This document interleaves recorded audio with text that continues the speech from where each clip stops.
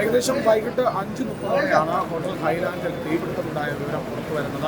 അതിനുശേഷം ഫയർഫോഴ്സ് ഇവിടേക്ക് എത്തുകയായിരുന്നു. വേണ്ട രീതിയിലുള്ള അലാം സിസ്റ്റമെല്ലാം ഉള്ളതുകൊണ്ട് തന്നെ ഫയർഫോഴ്സിന് വളരെ വേഗത്തിൽ എത്താൻ സാധിച്ചു എന്നാണ് മുന്നറിയിപ്പ്. നമുക്ക് അങ്ങനെ ഒന്നും നമ്മൾ കേട്ടിട്ടില്ല.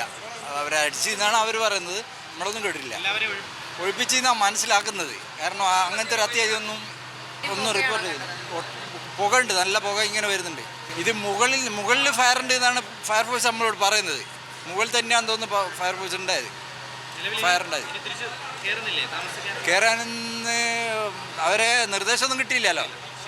കിച്ചണിൽ നിന്നാണ് തീ പടർന്നത്. ഇതിൽ ചിമ്മിനിയിൽ ഇതിനകത്തുള്ള പൊടിപടലങ്ങളൊക്കെ ഇങ്ങനെ സെഡിമെൻ്റ് ചെയ്തിരുന്നത്. അതിൽ നിന്നുണ്ടായ പാർഷ്യൽ കമ്പഷനാണ് ഈ പുക ഇത് അധികമായി ഉണ്ടായത്. പൂർണ്ണമായിട്ടുള്ള ഫയറായില്ല.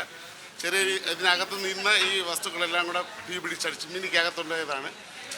പിന്നെ കൺജസ്റ്റഡ് ആയിട്ടുള്ളൊരു സ്പേസ് ആയതുകൊണ്ട് വളരെ പാടായിരുന്നു നമുക്ക് വെന്റിലേഷൻ നടത്തുന്നതിനുണ്ട്. അത് എക്സോസ്റ്റ് ബ്ലോവറൊക്കെ ഉപയോഗിച്ച് ഫയർ സർവീസ് അത് വെന്റിലേഷൻ നടത്തി വളരെ പെട്ടെന്ന് തന്നെ വെന്റിലേഷൻ നടത്തിയത് കൊണ്ട് തന്നെ തുടർന്ന് വളരെ വലിയൊരു തീപിടുത്തം ഉണ്ടാകുന്നതിന് അതിലേക്ക് നയിച്ചില്ല. പെട്ടെന്ന് തന്നെ നമുക്കത് അണയ്ക്കുന്നതിന് കഴിഞ്ഞു. ഇനി അപകടാവസ്ഥയൊന്നും ഇല്ല. സാധാരണ ഈ ഹോട്ടലുകളിൽ ഇങ്ങനെ എന്തെങ്കിലും പ്രശ്നം ഉണ്ടാകുമ്പോൾ വാണിംഗ് സാധാരണ സ്മോക്ക് ഡിറ്റക്ടർ ഉണ്ടാവും. ഇവിടെ ഇവാക്യുവേഷൻ ഇതിനകത്തുള്ള ആൾക്കാരെല്ലാം ഇവാക്യുവേറ്റ് ചെയ്യുന്നതിനെല്ലാം സാധിച്ചു. ഇനി അപകടാവസ്ഥയൊന്നും ഇല്ല. 3 യൂണിറ്റ് ഫയർഫോഴ്സാണ് സംഭവ സ്ഥലത്തേക്ക് എത്തിയത്. പിന്നീട് തീ അണയ്ക്കുകയും ബാക്കി നടപടികൾ പൂർത്തിയാക്കിയ ശേഷം മടങ്ങുകയും ചെയ്തു.